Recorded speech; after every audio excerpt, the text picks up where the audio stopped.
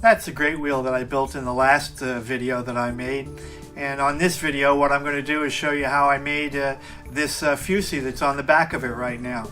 I just finished making it. This is a voiceover, but here's the sound of the clicks as you turn it like that.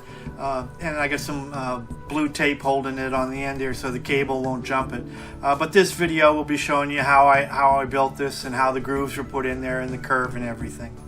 We're going to start by dialing in the arbor for the Fusee. In the 4-jaw chuck, it has to be dead nuts because this is what's going to set everything all up. Now I'm just facing off the end of the arbor here to get that center hole in there. We'll drill it in there real quick and get it started in on that. Alright, I flipped it end to end and did the same process on the other end. Now we got the big piece of brass in there to dial it in. It doesn't need to be dead nuts like the other one did, but get it in there close. That's what we're going to make the Fusee out of. I'll ream the center hole here. Put a little Loctite 609 on the arbor and slid it up to this machinist clamp so that it would get into the right position. So now we just wait for it to lock into position. Okay, the big piece of brass and the arbor were mounted in the lathe. Now we're getting ready. That's going to be the center point for our arc that we're going to cut into it. That's right there like that. And we measure the distance to make sure that our arc is going to be the correct size for this particular Fusee. We'll put the cross slide back on, and now we're going to bring the point of the lathe bit up there until it touches. That lathe bit needs to be a 0 rake, and it needs to be ground to be cut in both directions. Makes it a lot easier. We'll bring it down the end here and we'll line it all up and make sure it sits in there nicely. And then I'm locking down the compound now. And then the gibs, I've already locked them down, but I'm just double checking to make sure that they're locked because we sure don't want to change that radius in there that we're going to be cutting. We don't during the time that it's being cut. There we go. That looks pretty good. So I guess we're ready to jet with that right now. Okay, time to start cutting that curve. Everything looks pretty good. Let's go ahead and get it started and see how it goes. I've sped things up quite a bit here. This whole cut took about 25 minutes, and because that Fusee's onto that arbor with Loctite, you have to monitor it for it heating up as you're making your progressive cuts. And you'll see here in a minute, I got to a point where I had to stop. The brass was getting kind of warm here, so I stopped and put a wet rag over it to cool it down so that we could continue on without the Loctite letting go.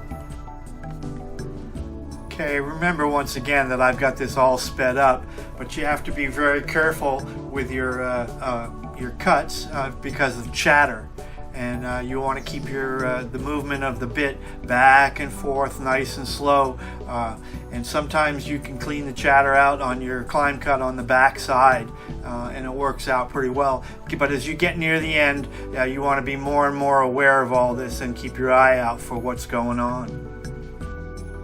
This is a hand crank I made some time ago, but I've only just recently cold blued it to that blue color there, and I saw it on a video by Active Atm, and I'll put a link for that into the introduction. I'm really pleased with the results. It came out quite nicely. But the hand crank is not just a hand crank. When you take it apart and you take the handle off, I made it so that I can also put on my index plates. So I can use this whole apparatus for indexing my lathe as well. And I'm going to be putting out a video in the next day or so on gear cutting on the Atlas Lathe, and you'll see more on the hand crank in that one. Okay, that's a 32 tooth spindle gear, and there's another 32 to below it. And in between are two idler gears. Idler gears just change the direction. When you got two of them in line like that, you get one direction. And then when you change it, now you only have one, it changes it to another direction. So there's your forward and reverse that you need. And those idler gears are what get it. Down here, this is where we're going to be making our change gears for our 12 TPI. From the spindle to the lead screw, we need to get down to 12 TPI. That first is a driver gear. And the driven gear is behind there because that's a compound gear. There's 2 gears on that spindle. And so then you got another driver, and that driver is the driven is on the lead screw. And so with that combination, we should be able to get 12 TPI with no trouble. And then of course I put the hand crank in, and I use it here just to check the depthing of the gears to make sure that everything is moving smoothly. But when I actually start cutting the grooves in, the hand crank comes lets me move the carriage back to position faster than if I powered it back. So I keep the hand crank in there. This seems to be going pretty good here. Everything's going nicely. Gears are all depthed correctly. So I guess we're ready to start. We've got to set the lathe up for the slowest possible RPM we can get. So we start with the belts on the motor leading up to the shaft, and then from the shaft to the spindle, and make sure they're in the right positions.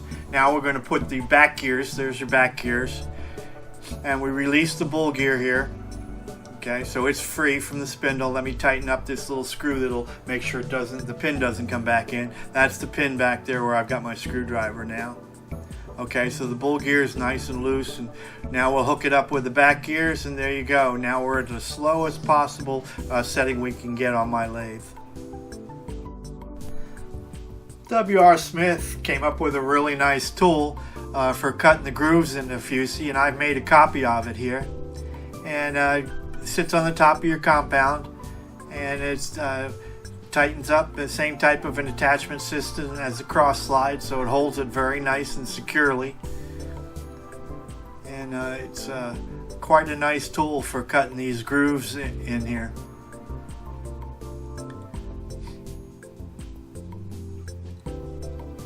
I'm going to mark the beginning. We're going to have the half nuts engaged for the entire process. So when we get back to the beginning, we want to make sure we're always starting from the same spot. Going nice and slow, and I'm just using my hand to add a little bit of pressure here to get my scratch marks in there to make sure we're getting that 12 TPI that we need for this. So it's a nice slow process. I got it down as slow as I can go to see what I'm doing. And get it in there and figure out how it goes.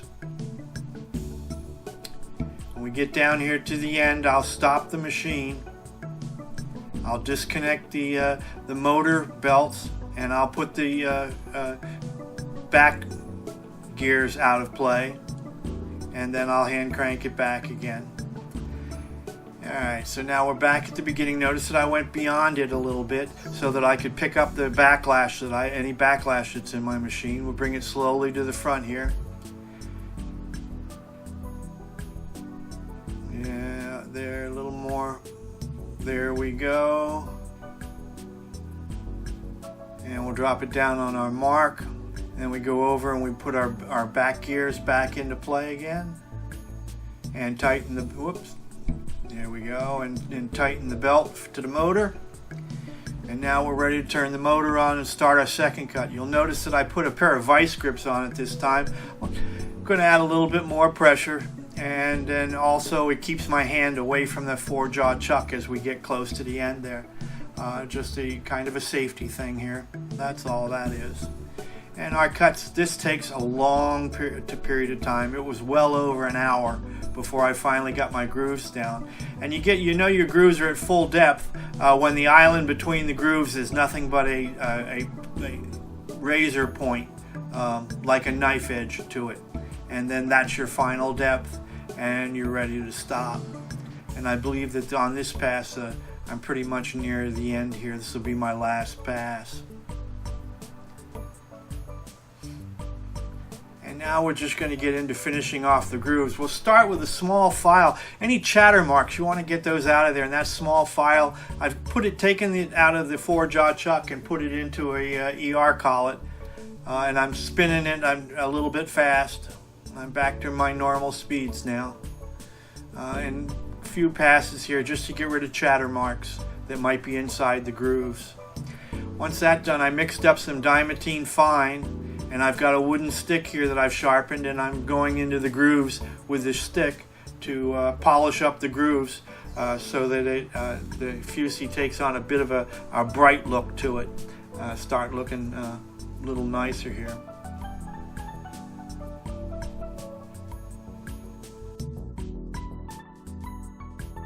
The Fusee was made a little bit oversized, so now I'm taking enough off the front piece, the small end here, just enough to get it bright, make it look nice. Now on the back, I'm going to take a little bit more off because that was where we started from, and we want to get just a little bit in, a little bit further than where we started, so that it all looks smooth and a continuous groove. Now we're getting ready to make the slip washer that'll hold the grate wheel to the Fusee. The grate wheel will slide on there, and this slip washer will hold it in place. We'll move it over to the mill here in a sec.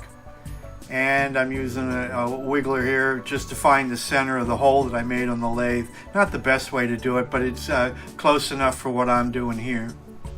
Once I've got the center marked, then I'm going to put a light drill in. This is the drill for the little screw that's going to hold the slip washer in position when we're all done here.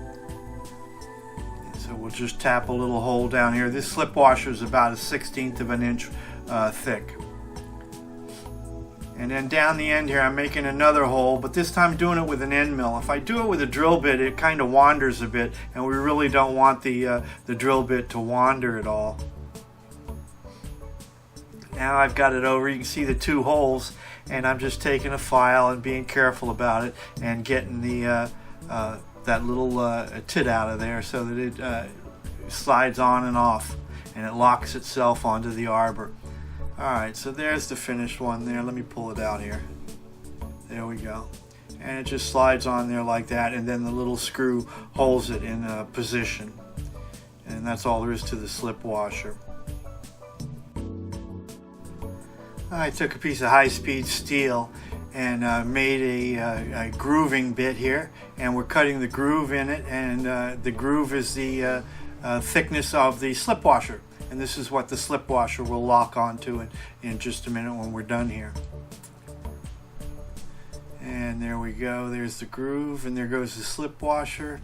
It fits in there, it's a little bit loose, so we're going to go take this over to the block and dome it out a little bit so that it fits on there just a little bit tighter than that. This block of wood is something I use on clock cases, watch cases, but you can make one. It's simple. You just take that's an end of an old broom, and you can just knock that into a piece of pine or something like that and get the same effect. Now I grooved it out a little bit and made it a little bit tighter, and I put the screw in place there. You can see it. So there's the finished slip washer. And now I'm going to put this all together. There's the ratchet, and I'll give you some sounds of the ratchet, but of course this is a voiceover, so it's not going to match it. But here we go. Here's what it sounds like. That's what it sounds like. Got the drill press set up here. I'm using a PCB drill to start the hole. My starter bits were just too big to fit into the groove. Now we've got a little drill bit in there, and we're going to drill straight on down into the Fusee here. Notice that I've got the Fusee blocked up a little bit with a parallel and a piece of wood, just to get a little bit of an inward cut with that drill bit. And we'll just get it in there, and now I've got it marked. I put the black mark on there so I can see where the drill bit went, and now I'm using a bigger drill. I'm going to meet it. And this is where the nut on the end of the cable will live, inside this little drill hole I'm making right now. Alright, let's just check and see if I got it deep enough. No, I feel a little bit more. A little bit more. Yeah, that should do it. Yeah, that looks good. Alright, here's a better look at it. See the drill bit going through there? Now we're just feeding the cable in the end here. And we'll just pull it on through. Yeah, there we go. Alright, well there's the finished Fusee. Cable's all in place. And there's the hole where it all starts there. And And you can see the piece of blue tape that's just holding the cable from jumping off of there. That's all that's for. And down the end here there'll be a stop, but it's too early in the build to build the stop. Once again, I'm voicing over, but here's the sound of the click. Wanted to thank you all for watching. And on the next one, I'm going to be building a spring barrel very similar to this one. This one is for another clock that I'm working on right now. It's not done yet, but it's a good example of what we're going to be doing for this skeleton clock. Same type of a deal. But before I go, I wanted to show you a couple books here. This first one by Laurie Penman, Clock Design and Construction, has all the math in it for Fusee. So if Fusee is something you're interested in, you'd like to see how you work them out mathematically. And then, of course, this is W.R. Smith's book for the Grasshopper clock, the build that I'm working on right now. And once again, thanks a lot for watching. I hope I'll see you on the next one.